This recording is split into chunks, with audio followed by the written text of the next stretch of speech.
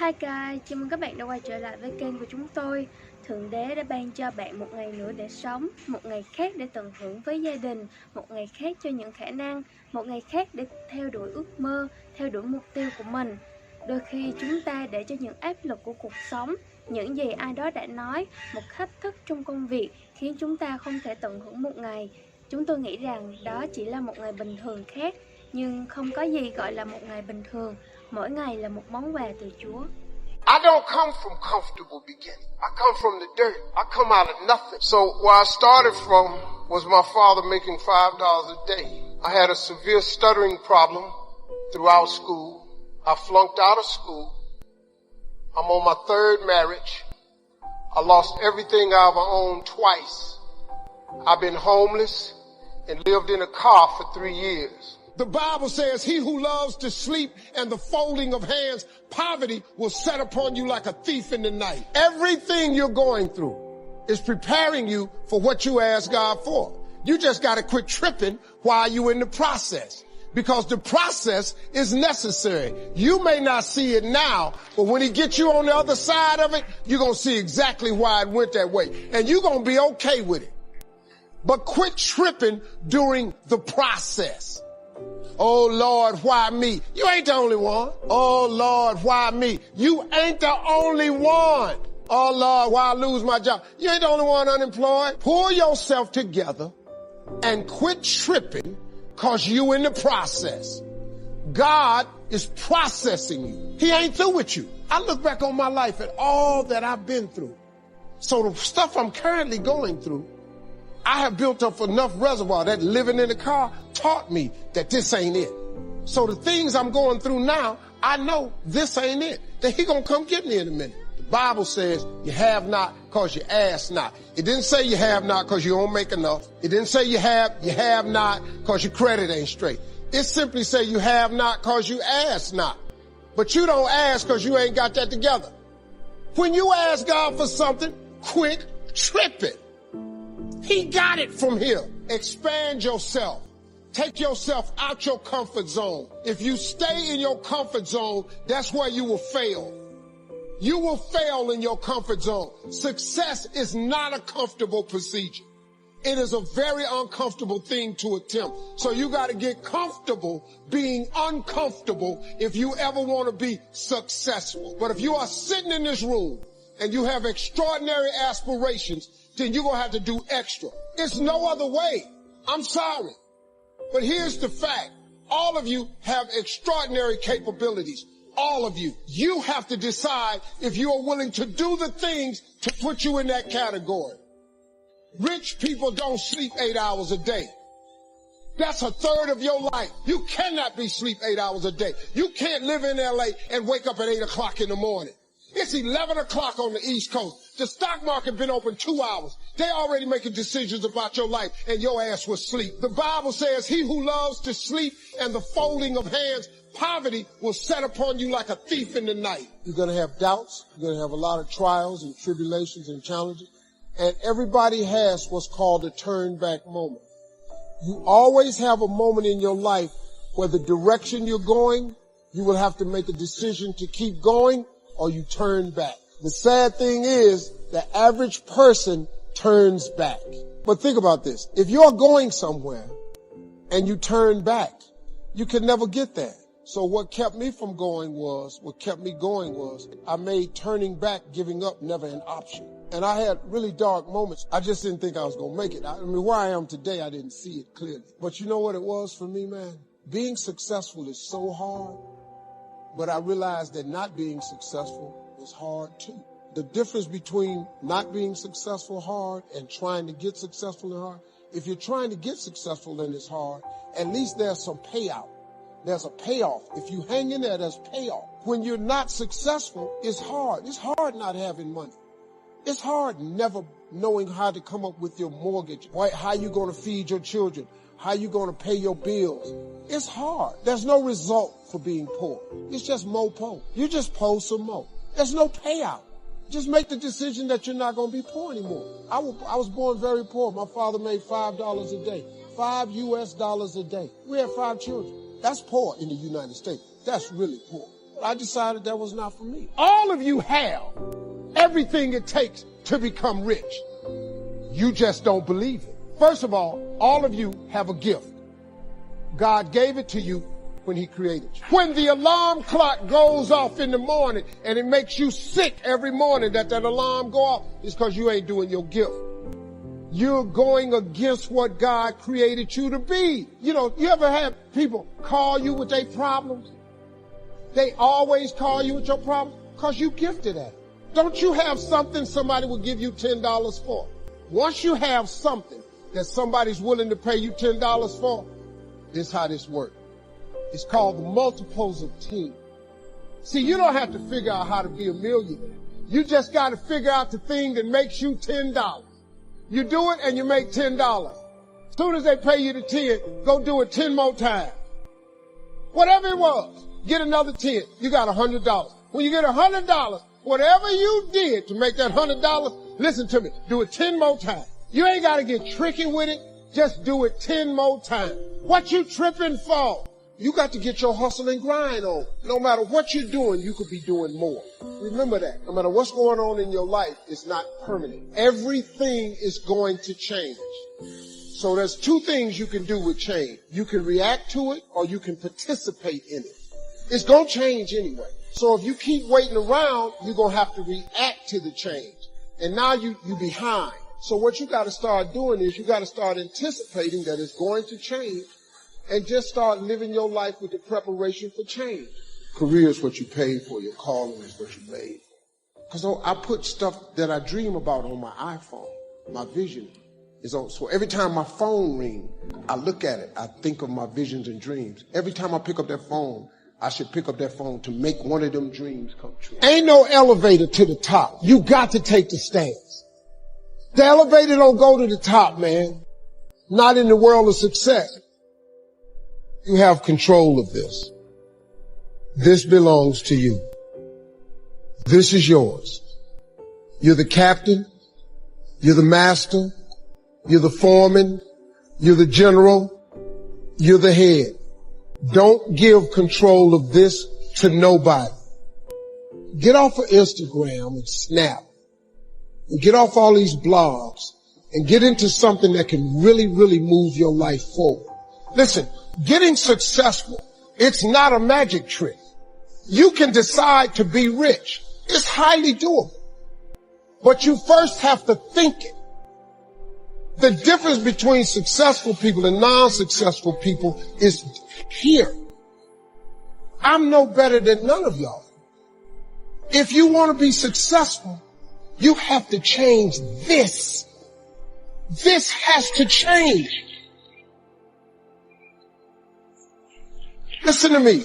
It's not what makes it hard is your lack of belief that it can happen for you. The fact of it is, though, it's very doable.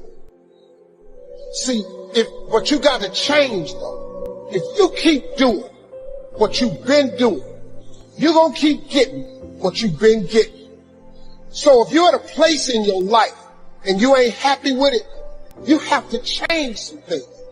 But you have to make a conscientious decision that you're going to change. And it's not dependent on anybody else. It don't matter what your mama think. It don't matter what your coworkers think. It don't matter what your siblings think. It don't matter what your children think. It don't matter. They have nothing to do with it. This decision is yours and yours alone. Let me tell you something. You get to decide if I'm going to be rich, poor, mediocre, plentiful, happy, sad. You have a decision to make. It's really not important what the majority of people that are blogging are saying. As a matter of fact, bloggers are not relevant people. They're not shakers and movers, and they're not decision makers, and they're not power brokers. So when you spend so much time in the blog world, the Instagram world, the chat world, all of this, you're wasting valuable time. If I was young and I had what you have, and you're the brightest group of young people that have come along in a long time, Millennials are absolutely brilliant because you all have technology. I had no technology growing up. Nothing. You couldn't download a book. You had to go to the library, go to the card catalog, pull it open, find the book, find the number, go get on the elevator, go to the row, find the number book, get the book, and hope somebody ain't told a page out that you want to read. That's what it used to be. When my mom and them finally got the money together to help us educate ourselves, they bought an encyclopedia set, Britannica, Funkin' Wagon, and everything you wanted to know was in that encyclopedia. And that's all you could know. If you want to look up something about elephant, and they had 2 pages on elephants, that was what y'all knew about an elephant. Y'all got Google. You can Google.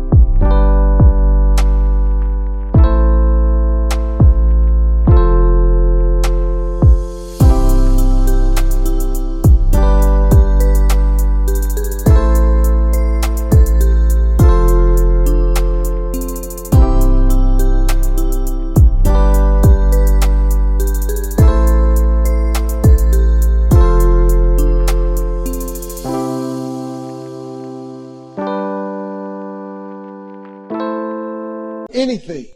You all have stuff at your fingertips that can make you great.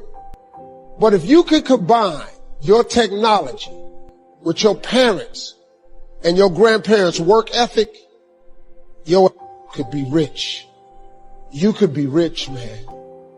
But you cannot erase the work ethic part. There is no getting around. Ain't no elevator to the top. You got to take the stairs. The elevator don't go to the top, man. Not in the world of success. You gotta take the stairs. Y'all gotta start getting gritty, man. I hate it when I see young people wasting their time, wasting all this technology got. Just sitting around in this world that's been created for you, that everything is instant. I was arguing with my son the other day. We're having a debate. I thought, man, I'm finally sitting with one of my sons having a healthy debate. I told him that from Cleveland to Nashville was about 540 miles, something like that. He Googles it while we're talking. He said, no, Dad, you're wrong. It's 526 miles. I said 540. It's amazing, man, how you rely on technology, and it's a help to you. For young people, you got to get gritty, man. You got to develop some dog in you. You got to understand that success, you can't Google success. Go Google it. You can't Google it, man. I got something else for you. Because I've lived so long and I've been exposed to so many things. I've seen stuff hopefully you'll never see. And I've seen some things I hope one day you do see. But go Google exposure. It ain't gonna take you nowhere. I've been around the world, man, because I've traveled. But I traveled it because I've made myself uncomfortable. I have a life of convenience now. But in order to get the life of convenience, you got to have a very uncomfortable life. You got to get comfortable being uncomfortable. Stop trying to do everything the short way. Stop trying to figure out the easy way, because the ain't gonna happen. I got news for you, man. It's not happening, young people. You got to get messed up sometime.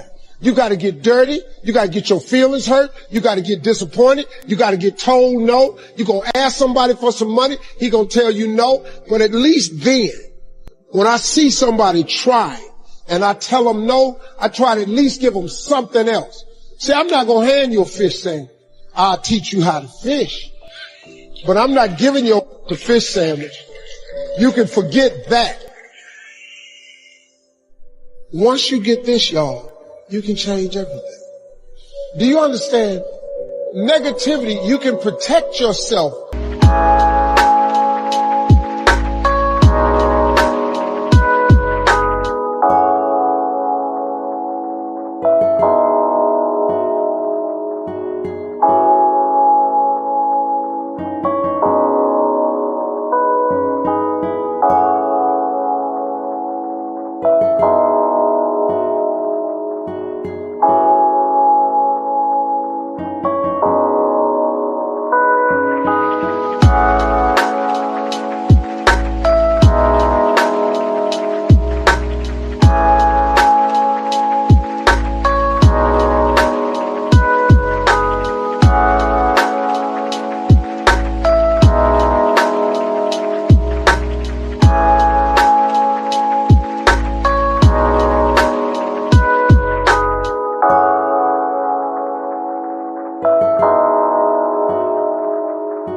From negativity.